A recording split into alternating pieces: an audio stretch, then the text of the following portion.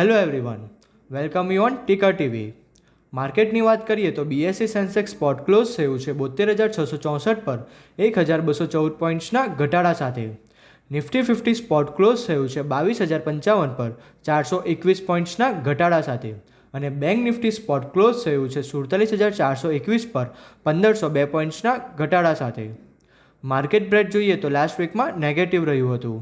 BSc 500 close થયું છે 32,335 પર 744 પોઈન્ટ્સના ઘટાડા સાથે. નિફ્ટી 500 ક્લોઝ થયું છે 20,469 પર 490 પોઈન્ટ્સના વધારા સાથે. નેક્સ્ટ આપણે જઈએ ટોપ ગેઇનર અને લૂઝર ઇન્ડેક્સ પર. ટોપ ગેઇનરમાં એફએમસીજી ઇન્ડેક્સ ક્લોઝ થયું છે 55,276 પર 1.4%ના વધારા સાથે.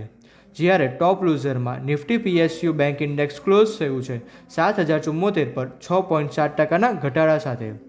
નિફ્ટીના ડેઇલી ચાર્ટની વાત કરીએ તો અત્યારે અપર શેડો સાથે બુલિશ કેન્ડલસ્ટિકનું ફોર્મેશન થયું છે, જ્યારે વીકલી ચાર્ટ પર લોંગ બેરિશ કેન્ડલસ્ટિકનું ફોર્મેશન થયું છે, જે માર્કેટના ટ્રેન્ડને લઈને નેગેટિવ બાયસ ઇન્ડિકેટ કરે છે. મોમેન્ટમ ઇન્ડિકેટર પર્ટિક્યુલર આરએસઆઈની વાત કરીએ તો આરએસઆઈ પણ ડેઇલી ચાર્ટ પર 41ના લેવલ પર ટ્રેડ કરી રહી છે, જે માર્કેટના ટ્રેન્ડને લઈને એક સાઇડવેઝ ઝોનનું ઇન્ડિકેટ કરે છે. નિફ્ટી અત્યારે 22,055ના લેવલ પર ટ્રેડ કરી રહી છે. જો નિફ્ટી 22,300ના લેવલ બ્રેક કરે છે તો નિફ્ટીમાં આવનારા દિવસોમાં 22,600 સુધીના લેવલ પણ જોવા મળી શકે છે. પણ જો નિફ્ટી 21,900ના લેવલના નીચે ક્લોઝ આપે છે તો 21,500 સુધીના લેવલ પણ જોવા મળી શકે છે. હવે આપણે નિફ્ટીના ડેરિવેટિવના ડેટા એનાલાઇઝ કરીશું. નિફ્ટીમાં ક્યુમ્યુલેટિવ ઓપન ઇન્ટરેસ્ટ 27% ઇન્ક્રીઝ થયું છે અને પ્રાઇસમાં પણ 1.87%નો ઘટાડો આવ્યો છે, જે શોર્ટ બિલ્ડઅપનું નિર્દેશ કરે છે. હવે આપણે જોઈએ કે નિફ્ટીના વીકલી ઓપ્શન શું સજેસ્ટ કરે છે. નિફ્ટીની નેક્સ્ટ વીકલી એક્સપાયરી છે 16 મે 2024ની છે. એમાં હાઈએસ્ટ ઓપન ઇન્ટરેસ્ટ કોલ સાઇડમાં 23,000ની સ્ટ્રાઇક પર 2,73,779 લોટની સાથે થયું છે અને હાઈએસ્ટ ઓપન ઇન્ટરેસ્ટ પુટ સાઇડમાં 21,000ની સ્ટ્રાઇક પર 2,32,971 લોટની સાથે થયું છે. હવે આપણે જોઈએ કે મેક્સિમમ મૂવાઈ ચેન્જ ક્યાં થયું છે.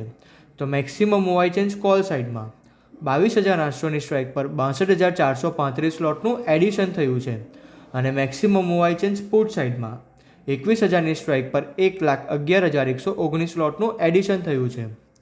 ચાર્ટ પેટર્ન અને ઓપન ઇન્ટરેસ્ટના ડેટા જોતા એવું લાગે છે કે નિફ્ટીના સપોર્ટ 21,700થી લઈને 21,500ના લેવલે રહેશે અને રેઝિસ્ટન્સ 22,600થી લઈને 22,800ના લેવલે રહેશે. બેંક નિફ્ટીના ડેઇલી ચાર્ટની વાત કરીએ તો અપર શેડો સાથે બેરિશ કેન્ડલસ્ટિકનું ફોર્મેશન થયું છે, જે માર્કેટના ટ્રેન્ડને લઈને નેગેટિવ બાયસ ઇન્ડિકેટ કરે છે. જ્યારે વીકલી ચાર્ટ પર હાઈ વોલ્યુમ સાથે બેરિશ કેન્ડલસ્ટિક પેટર્ન બેરિશ એંગલ ફિંગનું ફોર્મેશન થયું છે. મોમેન્ટમ ઇન્ડિકેટર આરએસઆઈની વાત કરીએ તો આરએસઆઈ પણ 42ના લેવલ પર ટ્રેડ કરી રહી છે, જે માર્કેટના ટ્રેન્ડને લઈને સાઇડવેઝ ટ્રેન્ડનું ઇન્ડિકેટ કરે છે. બેંક નિફ્ટી માટે 48,300થી લઈને 48,600ના લેવલ એ સ્ટ્રોંગ રેઝિસ્ટન્સ તરીકે કામ કરી શકે છે, જ્યારે નીચેમાં 46,500નો ઇમ્પોર્ટન્ટ સપોર્ટ ઝોન છે. હવે આપણે બેંક નિફ્ટીના ઓપન ઇન્ટરેસ્ટના ડેટા એનાલાઇઝ કરીશું. બેંક નિફ્ટીમાં ક્યુમ્યુલેટિવ ઓપન ઇન્ટરેસ્ટ 18% ઇન્ક્રીઝ થયું છે અને પ્રાઇસમાં પણ 3%નો ઘટાડો આવ્યો છે, જે શોર્ટ બિલ્ડઅપનું નિર્દેશ કરે છે. હવે આપણે જોઈએ કે બેંક નિફ્ટીના વીકલી ઓપ્શન શું સજેસ્ટ કરે છે. બેંક નિફ્ટીની નેક્સ્ટ વીકલી એક્સપાયરી છે 15 મે 2024ની છે. એમાં હાઈએસ્ટ ઓપન ઇન્ટરેસ્ટ કોલ સાઇડમાં 48,000ની સ્ટ્રાઇક પર 2,23,535 લોટની સાથે થયું છે અને હાઈએસ્ટ ઓપન ઇન્ટરેસ્ટ પુટ સાઇડમાં 45,000ની સ્ટ્રાઇક પર 1,22,947 લોટની સાથે થયું છે. હવે આપણે જોઈએ કે મેક્સિમમ ઓપન ઇન્ટરેસ્ટ ચેન્જ ક્યાં થયું છે. તો maximum open interest change call સાઇડમાં 47,500ની સ્ટ્રાઇક પર 52,457 લોટનું એડિશન થયું છે અને maximum open interest change put સાઇડમાં 47,500ની સ્ટ્રાઇક પર 43,886 લોટનું એડિશન થયું છે.